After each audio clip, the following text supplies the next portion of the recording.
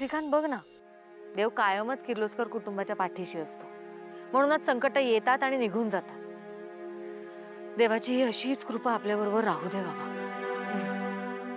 अरे आदित्य, ये बस ना. आणि प्रीतम कुठे आहे? बरेच दिवस झाले आपण सगळेजण एकत्र.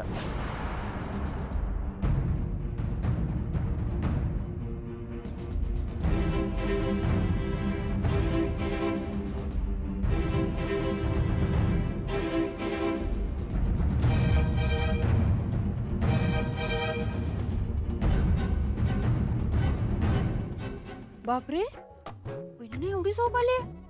स्वतःच प्रीतमला बाहेर काढलं आणि स्वतःच त्याच्याबद्दल विचारतायत. स्वप्नात बोलतायत का?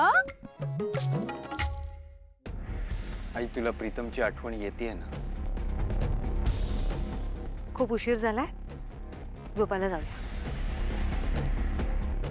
आई, तुझा राग साहजिक आहे, पण तू त्याला मिस करतेस हेही तितकंच खरं आहे. तुझं त्याच्यावरचं प्रेम लपू नाही शकत.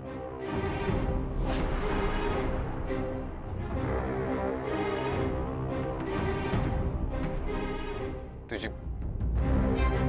तुझी परवानगी असेल तर मी त्याला भेटून येऊ.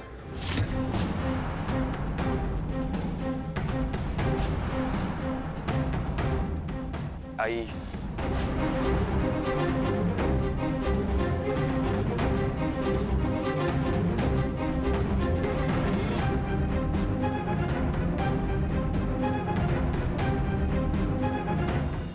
शपथ तायडे, कसली धाडशी आहेस ग? तुला भीती नाही का वाटत कधी? गणी, हे बघ, मी धाडशी आहे का नाही मला नाही माहिती, पण माझ्या देवी आईंवर संकट म्हटलं ना की मला पुढं काय बी दिसत नाही. तायडे, आदित्य सरळ लय डिशुम फाईट केली असेल ना त्या गुंडांसोबत.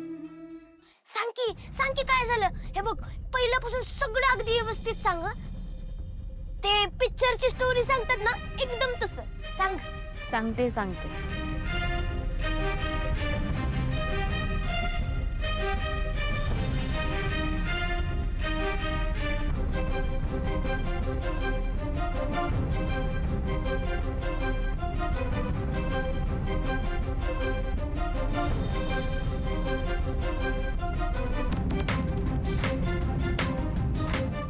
प्रीतम सर, तुम्ही पण केली का बॅटिंग? माझा प्रीतम माझ्या फॅमिलीसाठी काही करू शकतो.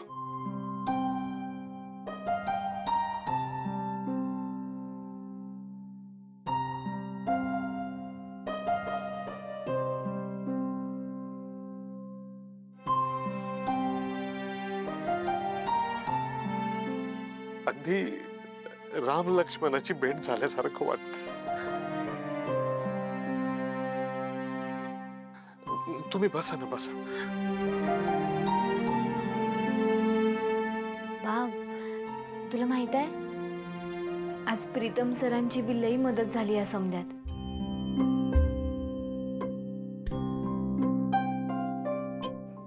दादा, तू न्यायला आलायस ना मला?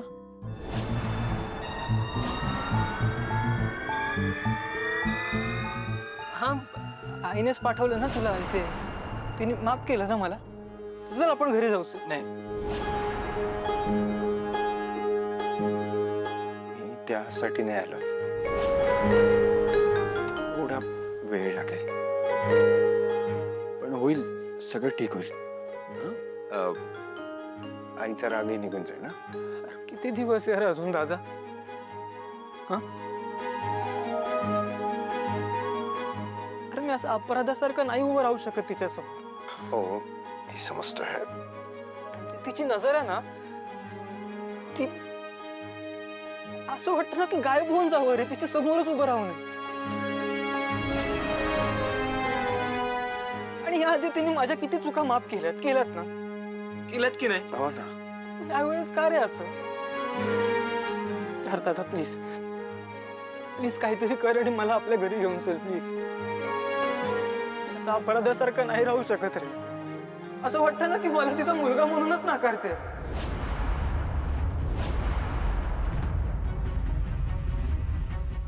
असं नाहीये. प्रीतम प्रीतम सर प्रीतम बाबा प्रीतम सर पारू बघ बाई.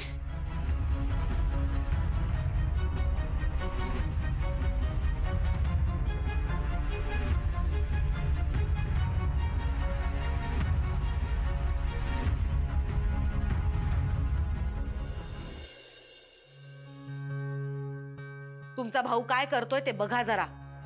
आणि हे मुलींच्या मागे फिरण्याचे धंदे बंद करा आता. तुझ्यासाठी एक काय 10 बंगले बांधले ना तुम्ही. लपलो ना बेब. तुझं हे महत्वाचं काम करून झालं की हे जेवायला.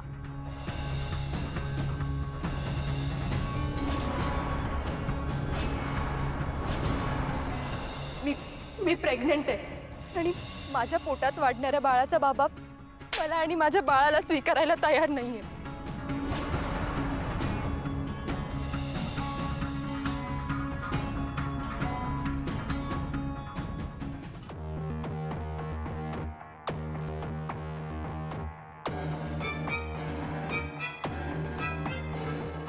अहिल्या,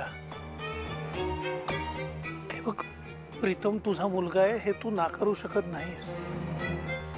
पण माझी खात्री आहे तुझे संस्कार त्याला कधीही चुकीचं नाही वागू देणार. श्रीकांत हे मला मान्यच आहे. मला हेही मान्य आहे की प्रीतम खूप खोडकर आहे. मला हेही मान्य आहे की प्रीतम चुका करतो.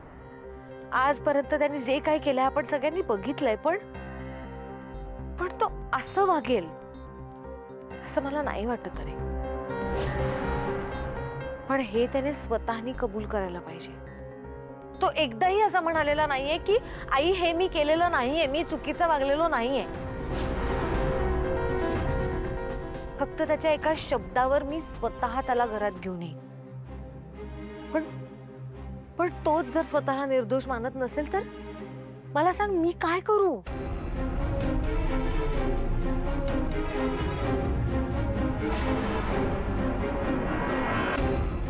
शेवटी अहिल्याला तिच्या मुलासाठी तिचं मदर्स लव्ह जागा होताना दिसतंय. जर असं झालं ना तर माझा सगळाच प्लॅन चौपट होईल आणि मला या घरातून निघून जावं लागेल. नाही नाही नाही, मी असं होऊ नाही देणार. मला माझं आणि माझ्या बाळाचं फ्युचर सुरक्षित करायचंय आणि त्यासाठी मला या घरातून जाऊन नाही चालणार. Monica, think about it.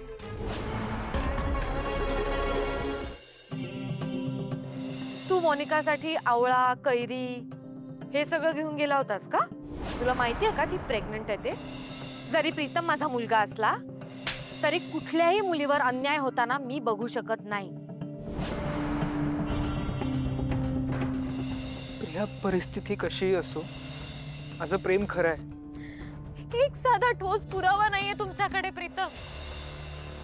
पण ठीक आहे, तुम्ही माझ्या डोक्यावर हात ठेवून माझी शपथ घेऊन सांगा की तुमच्या हातून काही चूक घडलेली नाहीये.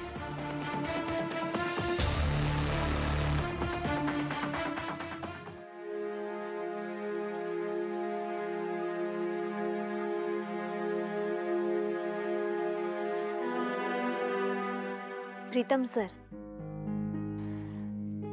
हे बघा, कधी कधी ना आपण या जगाच्या गोंगाटातनं असं थोडं वेगळं बाजूला जाऊन बसावं, स्वतःच्या मनाचं ऐकावं, शोधावं जे करायचं आहे ते. असं मस्तपैकी आभाळाकडं बघावं, समुद्राजवळ जावं, असं निसर्गाच्या सानिध्यात, समद्या माणसांपासून एकदम लांब. कारण निसर्गच आपल्याला आपल्या प्रश्नांची उत्तरं देतो. तुम्हाला माहित आहे, मी बी असंच करते कधी कधी. म्हणजे मला जेव्हा काही गोष्टी कळत नाही तेव्हा मी बी असंच करते, समद्या माणसांपासून लांब जाऊन बसते. कारण मला माहित आहे आयुष्य म्हटलं की चांगले वाईट दिवस दोन्ही बी असतात.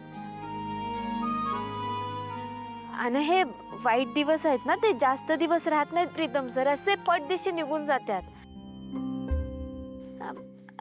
आणि मला खात्री आहे हे तुमच्या आयुष्यातले वाईट दिवस आहेत ना, ते बी निघून जातील.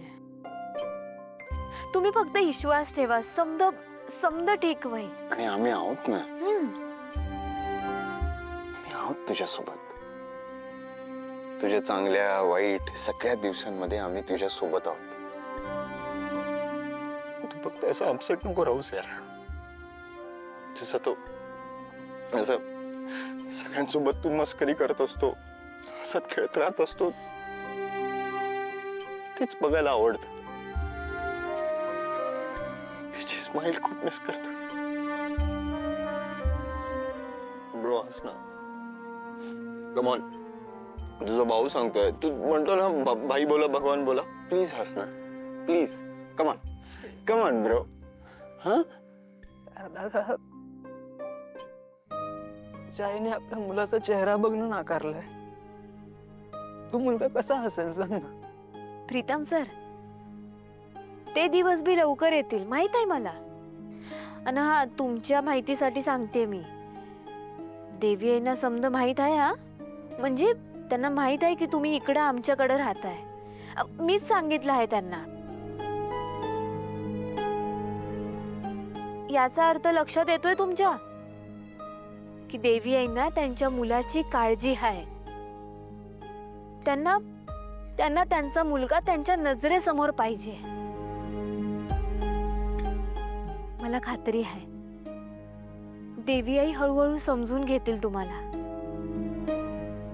देवी आई आहेत त्या त्या त्या कधीच कुणावर अन्याय करणार नाही. समजा सत्य ना त्यांना कळलं ना, त्या त्या लवकरच तुम्हाला परत घरात घेतील.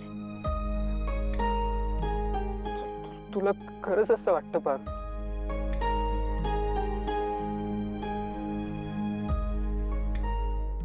बघ ना पारू, म्हणजे आईच्या जीवावर आता इतकं मोठं संकट आलं, पण सुद्धा जाऊन आईला भेटू शकत नाही. तिला एक मिठी मारून तिला विचारू शकत नाही की आई तू बरी आहेस?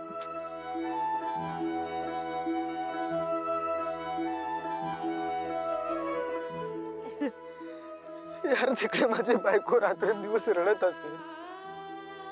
ती ठीक आहे यार, ती ठीक आहे. प्लीज मला आपल्या घरी घेऊन चल प्लीज. हो, मी नाही राहू शकत रे सगळ्यांची.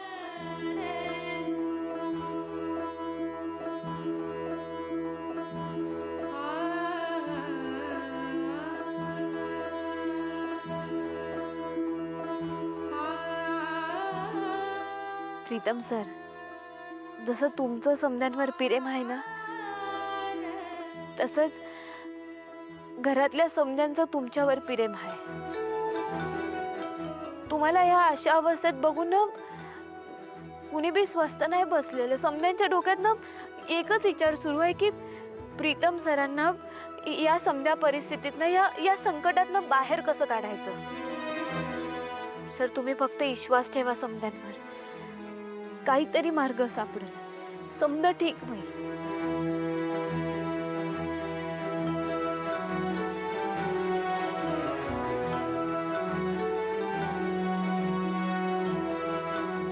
कसलं लकी यार तू, अशी बायको मिळाली आहे तुला. अच्छा, तू काय कमी लकी आहेस? तुला अशी वहिनी मिळाली.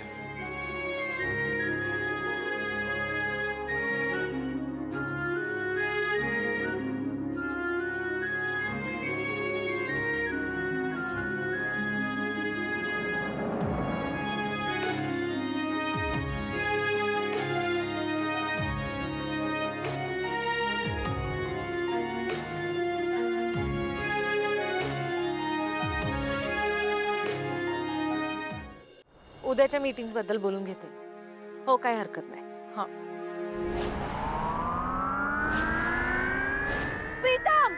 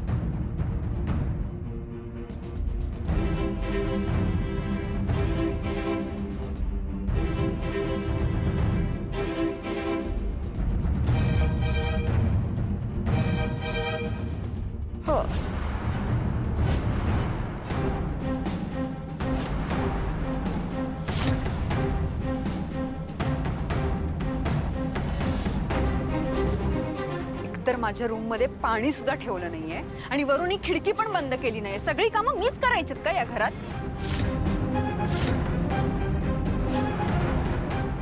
काम चुकार सगळे सर्वंट्स.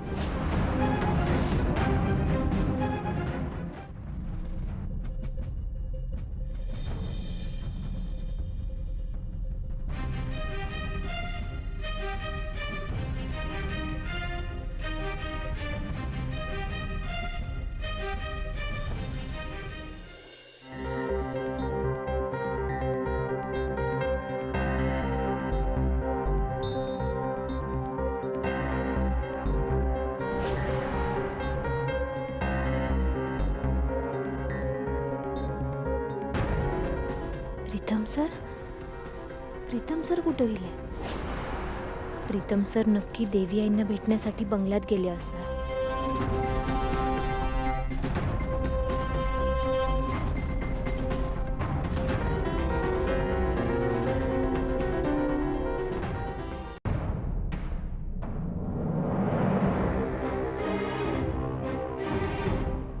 प्रीतम, तू इथे? What are you doing here? हे बघ मोनिका, मी फक्त आईला दुरून बघण्यासाठी आलोय. आय एम सॉरी, मला माहित नव्हतं तू ह्या रूम मध्ये आहेस. मी जातो. प्रीतम,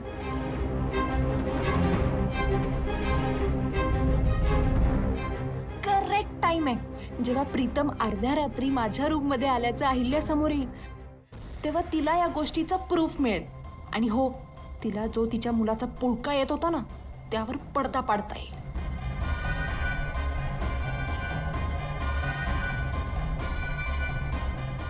प्रीतम, तू मला आत्ता यावेळी भेटायला आलायस.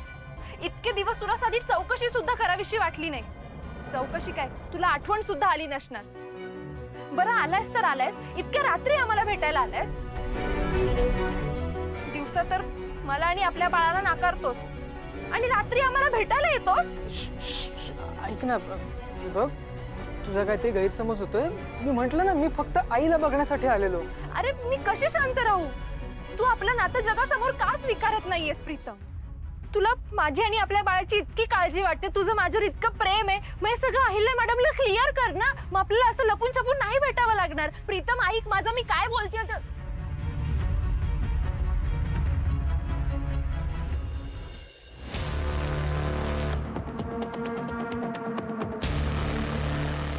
प्रीतम सर नक्कीच देवी आईंकडे गेले असणार.